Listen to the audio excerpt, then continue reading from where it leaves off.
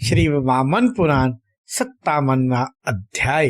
कार्तिकेय का जन्म उनके 6 मुख और चतुर्मुख होने का हेतु उनका सेनापति होना तथा उनका गण मयूर शक्ति और दंड आदि का पाना। नारद जी ने पूछा, दृढ़ता से व्रत का सुपालन करने वाले अमित तेजस्वी ब्राह्मण, आप मुझे विस्तार से यह बतलाइए कि स्कंद ने महिष के सहित कोच को किस प्रकार मारा। पुलह जी बोले, नारद सुनो, मैं कीर्ति को बढ़ाने वाली कुमार कार्तिकेय की पवित्र प्राचीन कथा कहता हूँ। ब्राह्मण अग्नि ने शंकर के उस च्युत शुक्र का पान कर लिया था। उससे ग्रस्त होने के कारण अग्नि का तेज फीका हो गया। उसके बाद अत्यंत तेजस्वी अग्नि देवताओं के निकट गए। फिर उन देवों के भेजे जाने पर वे शीघ्र ही ब्रह्मलोक चले गए। मार्ग में जाते हुए अग्नि ने कुटिला नाम की देवी को देखा। उसको देखकर अग्नि ने कहा, कुटिले, इस तेज को धारण करना कठिन है। शंकर के द्वारा त्यागा गया यह तेज समस्त लोकों को दग्ध कर देगा, अतः तुम इसे ग्रहण कर लो। इससे तुम्हें एक भाग्यशाली पुत्र होगा। अग्नि के इस प्रकार कहने पर अपने उत्तम मनोरथ का स्मरण कर महानदी कुटिला ने अग्नि से कहा, इसे मेरे जल में छोड़ दे। ऐसा करने पर उसके बाद वह देवी शंकर के तेज को ग्रहण कर उसका पालन पोषण करने लगी। भगवान अग्निदेव भी इच्छा के अनुसार विचरण करने लगे। अग्नि ने उस तेज को 5000 वर्षों तक धारण किया था। इसलिए अग्नि के मांस, हड्डी, रक्त, मेदा, आंत, रेतस, त्वचा, रोम, दाढ़ी, मूछ, नेत्र एवं केश आदि सभी स्वर्ण में बन गए। इसी से संसार में अग्नि को हिरण्य रेता कहा जाने लगा। तब अग्नि के समान उस गर्भ को 5000 वर्षों तक धारण करती हुई कुटिला ब्रह्मा के स्थान पर गई। कमल जन्मा ब्रह्मा ने उस महानदी को संतप्त होती देखकर पूछा, तुम्हारा यह गर्भ किसके द्वारा स्थापित है? उसने उत्तर दिया, सत्यम, अग्नि ने पिए हुए शंकर के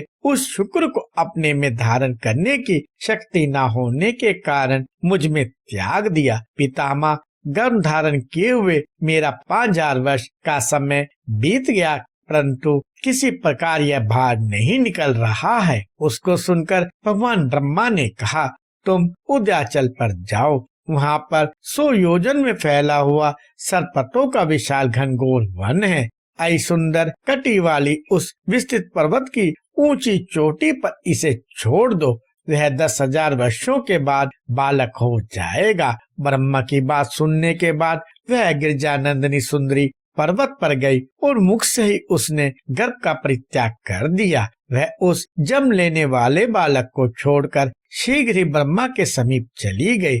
सती कुटिला मन शाप के कारण जल रूप में हो गई। शंकर के तेज से वह विशाल सरपतों का वन सुवर्णमय बन गया। उस वन में रहने वाले वृक्ष, मृग और पक्षी भी स्वर्णमय हो गए। उसके बाद 10,000 वर्षों के बीत जाने पर उगते हुए बाल सूर्य के सदृश दीप्तिमान तथा कमल के समान आंखों वाला बालक उत्पन्न हुआ। उस दिव्य सरपत के वन में उत्तान सोए हुए भगवान कुमार अपने मुख में अपना अंगूठा डालकर बादल की ध्वनि के समान अस्पष्ट ध्वनि में रोने लगे। इसी बीच स्वेच्छा से जाती हुई दिव्य तेजस्वी 6 कृतिकाओं ने सरपत के वन में स्थित उस बालक को देखा। ये कृतिकाएं दया पूर्वक वहां गई जहाँ कुमार स्कंद थे। उन्हें दूध पिलाने के लिए वे आपस में हम पहले पिलाएंगी कह के विवाद करने लगी। उन्हें आपस में विवाद करते हुए देखकर वह कुमार षण्मुख 6 मुख वाले बन गए। फिर तो उन 6 कृतिकाओं ने प्रेम पूर्वक बच्चे का पोषण किया। उन्हें उनके द्वारा रक्षित होकर वह शिशु बड़ा हुआ। वह बलवानों में श्रेष्ठ कार्तिकेय नाम से प्रसिद्ध हुआ। ब्राह्मण इसी बीच ब्रह्मा ने अग्नि से प्रश्न किया कि अग्निदेव, तुम्हारा पुत्र गो कार्तिकेय इस समय कितना बड़ा हुआ है? ब्रह्मा के प्रश्न को सुनकर अग्नि ने शंकर के उस पुत्र को न जानने के कारण उत्तर में कहा, देवेश, मैं पुत्र को नहीं जानता, कौन सा गो है?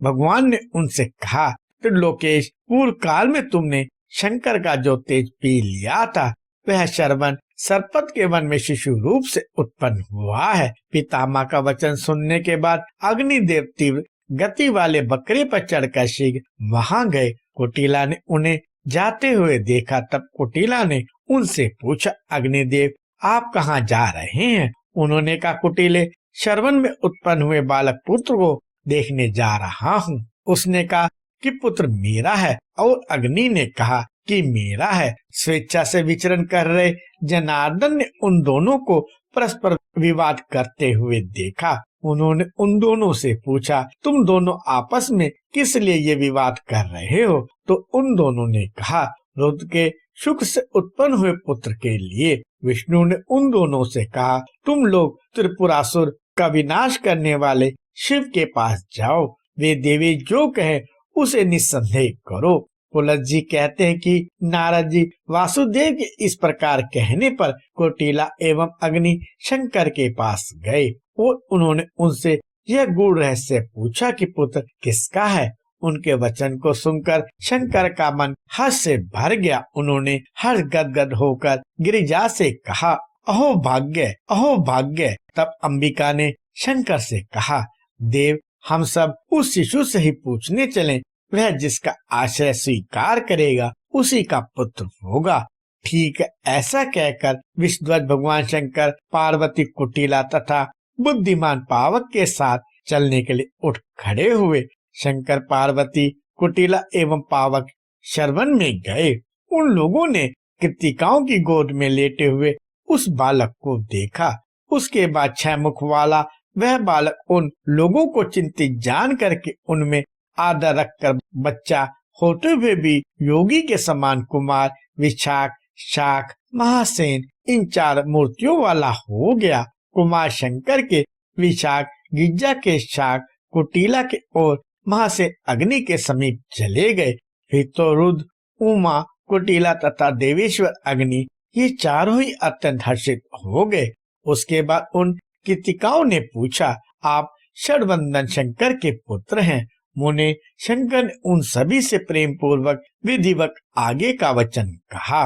कृतिकाओं, कार्तिक के नाम से ये तुम्हारा पुत्र होंगे तथा वे अविनाशी कुमार नाम से कुटिला के पुत्र होंगे। यही स्कंद नाम से विख्यात गौरी के पुत्र होंगे तथा गुण नाम से मेरे पुत्र होंगे।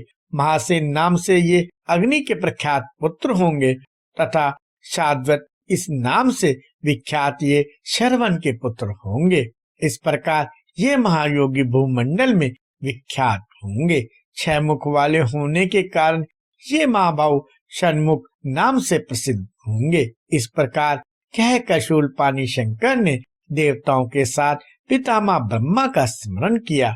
वे सभी सहसा वहां आ गए और कामरीपु शंकर तथा गिरिजानंदिनी पार्वती को प्रणाम कर एवं अग्निदेव, कुटिला और कृतिकाओं को स्नेह पूर्वक देखकर उन देवों ने अतिशय दीप्तिमान सूर्य के सदृश एवं अपने तेज से सभी के नेत्रों को चकाचौंध में डालने वाले उन षडानन बालक को देखा।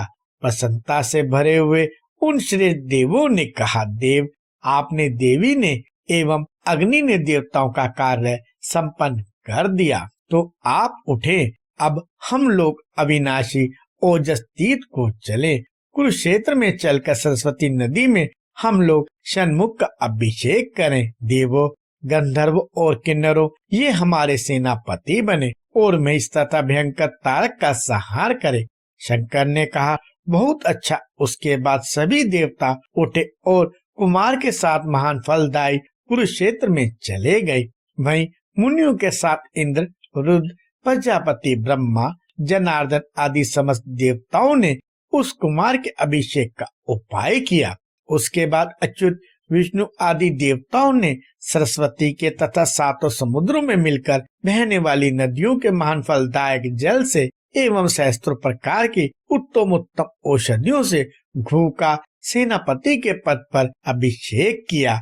दिव्य रूप धारण करने वाले सेनापति कुमार के अभिषेक हो जाने पर गंधर्वराज गाने लगे एवं अप्सराएं नृत्य करने लगी। गिरिजा ने कुमार को अभिषेक देखकर स्नेह से गोद में ले लिया और वे बार बार उनके सिर को छूने लगी। अभिषेक से आर्द्र हुए कार्तिकेय के मुख को आशीर्वाद देने की प्रक्रिया में सूंघती हुई पार्वती पूर्व काल में आशीर्वाद देती हुई इंद्र के मुख को सूंघने वाली देव माता अदिति जैसी सुशोभित हुई। उस समय शंकर, पावक, कृतिका एवं यशस्विनी कुटिला ये सभी अपने पुत्र को अभिषेक देखकर अत्यंत हर्षित हुए। उसके बाद शंकर ने सेनापति के पद पर अभिषिक्त किए गए गुरु को इंद्र के सदृश शक्ति वाले 4 प्रमथों घंटाकन, लोहिताक्ष, दारुण, नंदी से और चौथे बलवानों में श्रेष्ठ विख्यात कुमुदमाली को दिया। नारद जी शंकर द्वारा दिए गए गणों को देखकर ब्रह्मा आदि सभी देवताओं ने सेनापति स्कंद के लिए अपने अपने प्रमथों को भी दे दिया। ब्रह्मा ने अपने गण स्थानु को दिया और विष्णु ने संक्रम, विक्रम और पराक्रम नाम के 3 गणों को दिया। इंद्र ने उत्केश और पंकज को, रवि ने दंडक और पिंगल को, चंद्रमा ने मणि एवं वसुमणि को, अश्विनी कुमारों ने वत्स और नंदी को दिया। अग्नि ने ज्योति तथा दूसरे ज्वलजिह्वा को दिया। धाता ने कुंद, मुकुंद तथा कुसुम नाम के 3 अनुचरों को दिया। त्वष्टा ने चक्र और अनुचक्र को, वेदा ने अतिस्थिर और सुस्थिर को एवं पूषा ने महाबलशाली पानितज तथा कालक को दिया। हिमालय ने पर्वतों में श्रेष्ठ स्वर्णमार्ग और गन्हान को दिया। ऊंचे विंध्याचल ने अतिशृंग नामक पार्षद को दिया। वरुण ने सुवर्च एवं अतिवृक्षा को, समुद्र ने संग्रह तथा विग्रह को एवं नागों ने जय तथा महाजय को दिया। अंबिका ने उन्माद, शंकुकर्ण और पुष्पदंत को तथा पवन ने घस और अतिघस नाम के 2 अनुचरों को दिया। अंशुमान ने षडानन को, परिग, चटक, भीम, दहती तथा दहन नाम के 5 प्रमथों को दिया। यमराज ने प्रमाथ, उन्माद, कालसेन, महामुख, तालपत और नाड़ीजंग नाम के 6 अनुचरों को दिया। द्विजोत्तमों धाता ने सुप्रभ और सुकर्मा नाम के 2 गणेश्वरों को तथा मित्र ने सुवत तथा सत्यसन नाम के 2 अनुचरों को दिया। यक्षों ने अनंत, शंगुपीठ, निकुंभ, कुमुद, अम्बुज, एकाश, कुंटी, चक्षु, किरीट, कलशोदर, सूचिवक, कोकनद, प्रहास, प्रियक एवं अच्युत इन 15 गणों को कार्तिकेय को दिया। कालिंदिनी ने कालकंद को, नर्मदा ने रणोत्कट को, गोदावरी ने सिद्धयात्र को एवं तमसा ने अद्रिकंपक को दिया। सीता ने सहस्त्रबाहु को, वंजुला ने शीतोदर को, मंदाकिनी ने नंद को एवं विपाशा ने प्रियंकर को दिया। इरावती ने चतुर्दृष्टा को, विस्ता ने षोडराक्ष को, कोष्की ने मार्जर को एवं गौतमी ने करत और क्रोंच को दिया। बाहुदा ने शतशीष को, वहां ने गोनंद और नंदिक को दिया। भीमर्थी ने भीम को और सरयू ने वेगारी को दिया। काशी ने अष्टबाहु को, गंडकी ने सुबाहु को, महानदी ने चित्रदेव को तथा चित्रा ने चित्ररथ को दिया। कुहू ने कुवल्य को, मधुका ने मधुवर्ण को, दूधपापा ने जम्बू को और वेना ने श्वेतानन को समर्पित किया। पन्नासा ने श्रुतवर्ण को, रेवा ने सागर वेगी को, प्रभाव ने अर्थ और सह को एवं कांजना ने कनकेशन को दिया। विमला ने गिद्धपत को, मनोहरा ने चारुवत्रक को, धूपापा ने महाराव को एवं कर्णा ने विदुम संदीप को दिया। सुमेनु ने सुप्रसाद को और ओगवती ने जिष्णु को प्रदान किया। विशाला ने यज्ञबाहु को दिया। इस प्रकार इन सरस्वती आदि नदियों ने अनेक गणों को दिया। कुटिला ने अपने पुत्र उनको कराल, सिद्धकेश, कृष्णकेश, जटाधर, मेघनाथ, चतुर्दृष्ट, विदुजीवा, दशानन, सोमाप्यान एवं उग्र देवयाजी नाम के 10 गणों को दिया। कृतिकाओं ने अपने पुत्र को हंसाशय, कुंठ जठर, बहुग्रीव, हयानन तथा कुमग्रीव इन 5 अनुचरों को प्रदान किया। ऋषियों ने स्कंद को स्थानुजंग, कुंभवत्रक, लोहजंग, महानन और पिंडकार इन 5 अनुचरों को दिया। पितुदक तीत ने नागजीवा, चंद्रभास, पानिकपुम, शशिशक, चाशवक तथा जम्बुक नाम के अनुचरों को दिया। ग्यासिर ने चक्रतीत, सुचक्राश तथा मकराश को और कंखल ने पंशिक नाम के अपने गणों को दिया। वाजिशिर ने बंधुदत्त, पुष्कर और बहुशाल को तथा मानस ने सर्वोजस, महिषक और पिंगल को दिया। ओशनस ने रुद्र को प्रदान किया तथा अन्यों ने मातिकाओं को दिया। सोमतीत ने वसुदामा को तथा प्रभा ने नंदनी को तथा उत्पान ने इंद्रतीत, विशोका और घनस्वाना को अर्पित किया। सप्तासत ने गीत प्रिया, माधवी, तीर्थनेमी एवं समिताना नाम की 4 अद्भुत मातिकाओं को प्रदान किया। नागतीत ने एक चूड़ा, क्रुशेत और पलास्ता को दिया। ब्रह्मयोनि ने चंद्रशिला को, त्रिविष्टप ने भद्रकाली को तथा चंपावन ने चोंडी, भेंडी तथा योग भेंडी को दिया। मही ने सोपान्य को, मानसरेद ने शालिका को एवं बद्रिका आश्रम ने शतघंटा, शतानंदा, उल्लुखल मेखला, पद्मावती और माधवी को प्रदान किया। केदारतीत ने सुषमा, एक चूड़ा, धमधमा देवी, उत्करार्थनी तथा वेदमिता नामक मातृकाओं को दिया। रुद्र महालय ने सुनसुत्रा, कद्रुला, सुभ्राता, सुमंगला, देवमित्रा और चित्रसेना को दिया। प्रयाग ने कोटरा, उदरवेनी, श्रीमती बहुपुत्रिका, पलिता तथा कमलाक्षी नाम के मृतिकाओं को अर्पित किया। सपा विमोचन ने सुपला, मधुकुंभा, ख्याति, धाधा, परा और खटखटा को समर्पित किया। करम ने संतानिका, विकलिका और चतुर्वासिनी को प्रदान किया।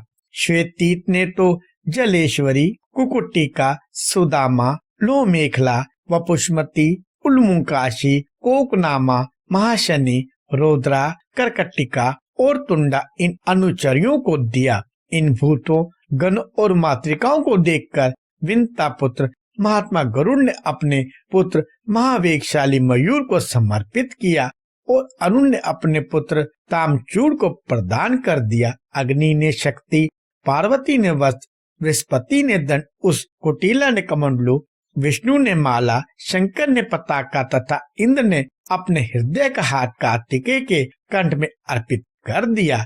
गणों से युक्त मातिकाओं ने अनुसरित मयूर पर बैठे एवं श्रेष्ठ शक्ति को हाथ में लिए हुए महाशरीरधारी वे कुमार कार्तिकेय शंकर के द्वारा सेनाधिपति के पद पे अभिषिक्त होकर और उपहार पाकर सूर्य के समान प्रकाशित होने लगे। इस प्रकार श्री वामन पुराण में 57वां अध्याय समाप्त हुआ।